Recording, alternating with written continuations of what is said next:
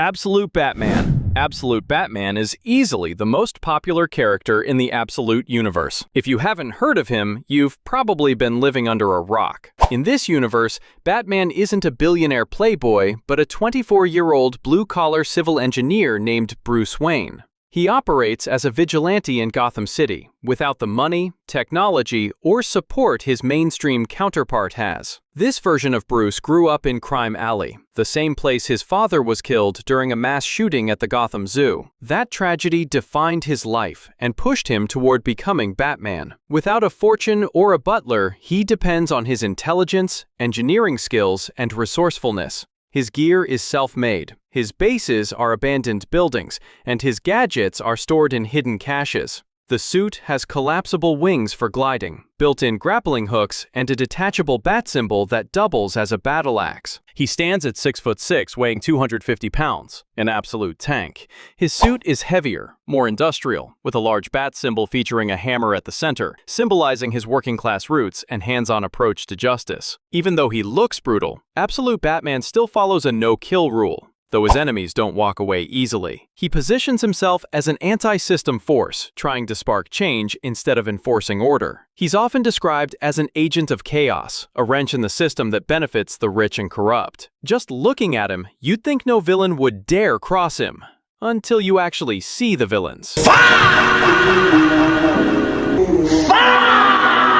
So help him God. At least he's not alone. He's got his butler, who's actually an undercover agent, along with the ever-stunning Catwoman and Harley Quinn. Now, after being captured in Arkham and experimented on, he's able to use the venom that was once used against him. In the latest issue, we see Absolute Batman tapping into that power, stronger than ever. Absolute Superman. Out of all the heroes in the Absolute universe, Absolute Superman is the most tragic of them all. While most versions of the Man of Steel crash on the Kent farm as a baby, this one witnessed the fall of Krypton with his own eyes. He saw how the ruling class of his world drained its natural resources until the planet could no longer survive. As Krypton was dying, Kal-El and his parents tried to escape along with a few others in a spaceship designed by his mother. But before it could launch, debris struck the ship and tore it apart. The vessel then reformed itself into smaller pods that worked as living, sentient spacesuits powered by an AI called Soul. When Krypton finally exploded right before Kal's eyes, his pod was the only one that managed to escape. He drifted through empty space for years while Soul searched for a new home. The journey lasted nearly 2 years and took him 9 million light-years from Krypton. Tired and hopeless, Kal told Soul to drop him into the nearby yellow sun. But just before he gave up, Soul detected Earth and crash-landed there. When Kal stepped onto his new world, he quickly realized it wasn't much different from the one he had lost. Just like in the mainstream story, Kal-El eventually became Superman. It wasn't easy, but he chose to help those who couldn't help themselves. Now, Kal fights not only for the people of Earth, but to stop it from sharing the same fate as his home planet. One of the most interesting parts of Absolute Superman is his armor. Even though he still draws power from a yellow sun like other versions, this Superman arrived with something more, an advanced suit built by his mother. The armor isn't just symbolic, it's alive. The AI, Soul, allows it to repair damage, reshape itself for any situation, and monitor Kal's energy levels.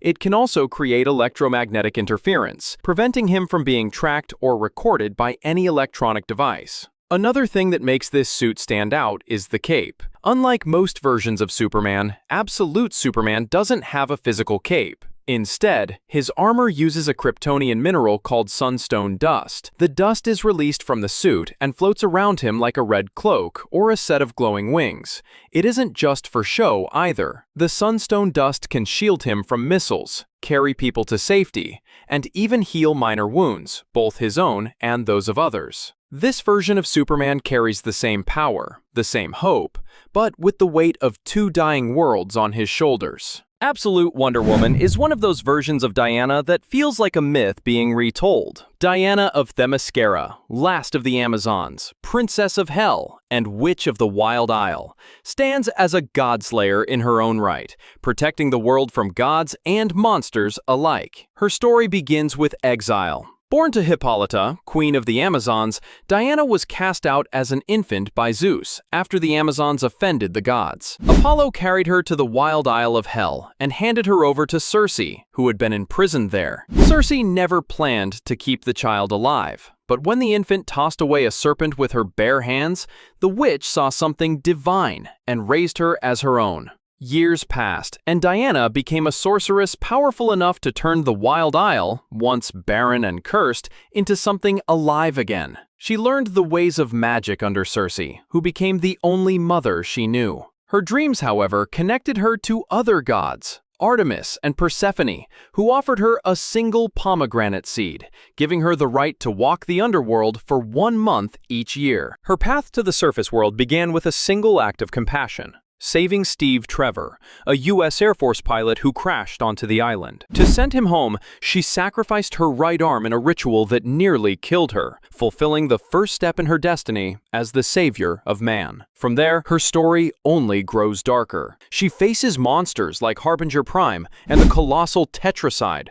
before ultimately being pulled into the underworld itself by the spectral hand of Hades. What I love most about Absolute Wonder Woman is how her power feels ancient. Every weapon she carries has a purpose and a story. Alongside her tiara and gauntlets, she wields a satchel that holds all her gear, her battle axe and the Athena blade, whose size changes at her command. But her most interesting tools are the 3 lassos crafted by Circe. The first, Nemesis, was forged from the last basilisk and infused with Prometheus's blood, binding its victims and burning them in proportion to their sins. The second, Thaya, also called Destiny, was meant only for her darkest moments, allowing her to become any creature or person she desired. She once used it to transform into Medusa and slay a giant. The third lasso remains a mystery, its power unrevealed. And then there's her companion, a reanimated Pegasus gifted by Prometheus himself, its bones wrapped in hellfire, serving as both her steed and her weapon. Absolute Wonder Woman is a survivor of divine cruelty and a symbol of sacrifice, a goddess forged in exile, wielding hellfire for the sake of mankind. Absolute Green Martian takes everything we know about the Martian Manhunter and strips away the superhero veneer, turning it into something haunting, a mix of psychological horror and true crime with a cosmic edge. Unlike his Prime Earth counterpart, who's a green-skinned alien from Mars, this version, the one who calls himself the Martian Mind, isn't physical at all. He's a thought-born entity from a planet so far away its light will never touch Earth. When an explosion nearly kills FBI agent John Jones, the entity saves him, inhabits his consciousness, and grants him its psychic abilities. What follows isn't just a merger, it's a symbiosis, 2 minds coexisting in the same body to combat the growing darkness within Middleton, Colorado. John tries to rationalize what's happened by shaping the entity's image into something familiar: a green alien from Mars. It's not true, but it's how his mind makes sense of the impossible. The being itself has no fixed form, only a presence, described as a color, a feeling, and a philosophy. The Martian Mind's powers go far beyond telepathy. It can possess others, stop electrical activity in the human brain, heal mental illness, share its powers with others, teleport, and manipulate memories like threads of light. But the horror isn't in what it can do, it's in what John starts to see. As he learns to live with the entity's constant voice in his head, he's drawn into an investigation of 24 murders committed at the exact same time by 24 unrelated people. Each crime feels connected, and every trail leads back to something alien, the White Martian. That discovery pulls John into an intergalactic conflict far beyond his understanding, one that reaches into the influence of Darkseid himself. Through it all, the Martian Mind serves as both guide and judge, a big, good presence, pushing John to face truths about humanity, sanity, and the thin barrier between order and chaos. Absolute Green Lantern is easily the weakest of the Absolute line for me. Not because Joe Mullen takes the mantle instead of Hal Jordan, but because the story surrounding her feels less compelling compared to the others. It's a fascinating idea on paper, but the execution just doesn't hit as hard. Here, the entire concept of the Green Lantern Corps is reimagined. There's no intergalactic force, no guardians, and no sacred oath. Instead, the Lanterns are individuals handpicked by Abin Sur, an Oan who doesn't see light as a weapon, but as a philosophy. Each level of light represents a different way of living, Card for chaotic action, Rao for restraint, Sur for correct action, and Or for total understanding. But when Jo Mullein accidentally absorbs the Sur-level light, she becomes something that shouldn't exist, a Toma, an aberration born from balance itself. Hal Jordan, on the other hand, is chosen for Card, the Black Hand. Instead of a construct ring of willpower, his light manifests as decay and destruction, twisting his purpose into something darker. The two end up on opposite ends of the same cosmic spectrum. Jo's story begins back home in Evergreen, Nevada. A failed marriage behind her, she returns to a town that suddenly finds itself trapped inside a massive green dome. Then Abin Sur appears, not as a savior, but as a judge. He kills indiscriminately, claiming to test humanity's worth. When Jo's golden ring absorbs his power mid-trial, she becomes the new Green Lantern, though nothing about her feels like the lanterns we know. What follows is less a superhero story and more a spiritual confrontation. Jo fights against Hal, who's been overtaken by the darkness of Card,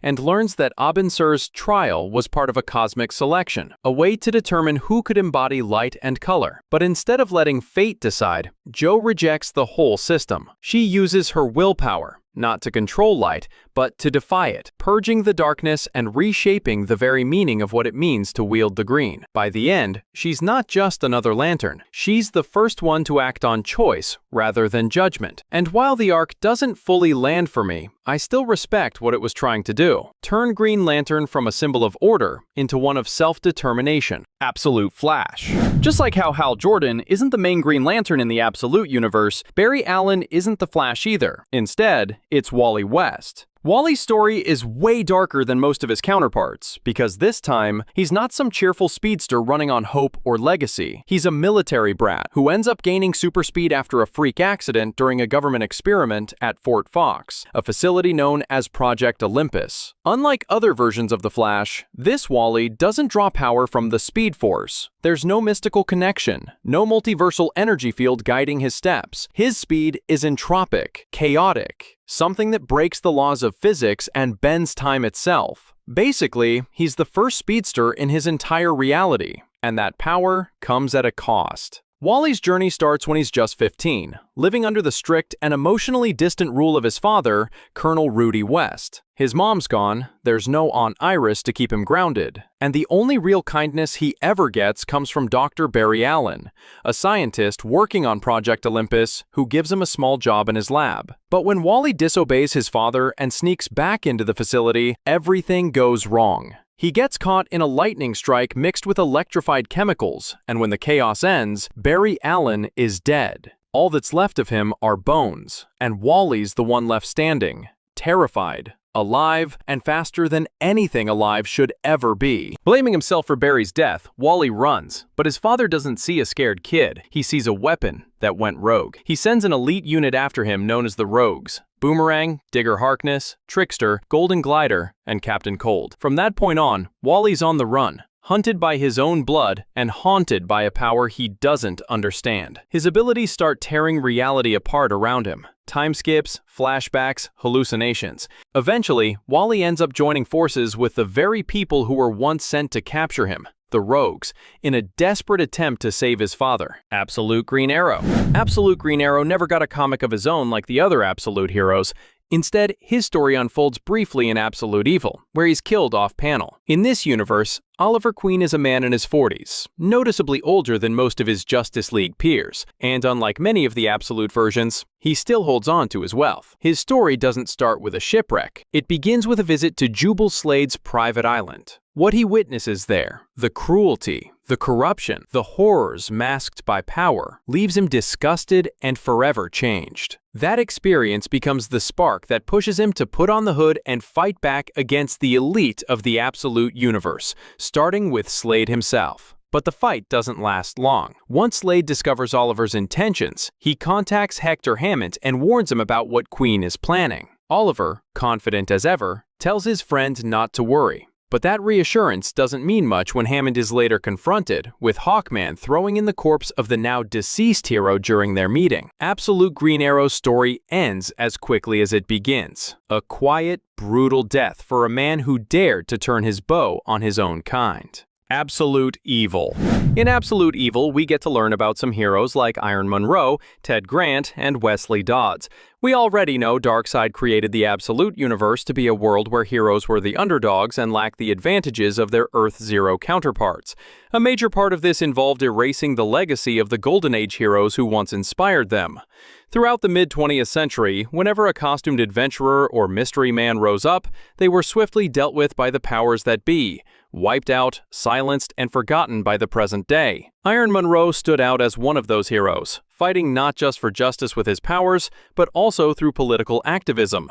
He became involved in socialist organizing, pushing for real change in a world that refused to listen. But in 1951, Monroe and several other heroes were called before the Un-American Activities Committee. When he refused to name any of his comrades, he was blacklisted from Hollywood and forced to flee Los Angeles. A broken man, Monroe retreated to a shack in the Mojave Desert, where a year later he was killed when the shack was hit by an accidental chemical weapons test. The gas that killed him was based on research stolen from another hero the government had already murdered, Wesley Dodds, the Sandman. As for Ted Grant, also known as Wildcat, he fought crime in Gotham City, eventually uncovering a factory inspector taking bribes to overlook safety violations in a facility manufacturing chemical weapons for the war. The munitions magnate who owned the factory offered him $50,000 to stop his investigation and abandon his vigilante activities. Grant accepted the bribe, retired from crime fighting, opened a gym in upstate New York, and trained several champion boxers. He died in his sleep at the age of 81.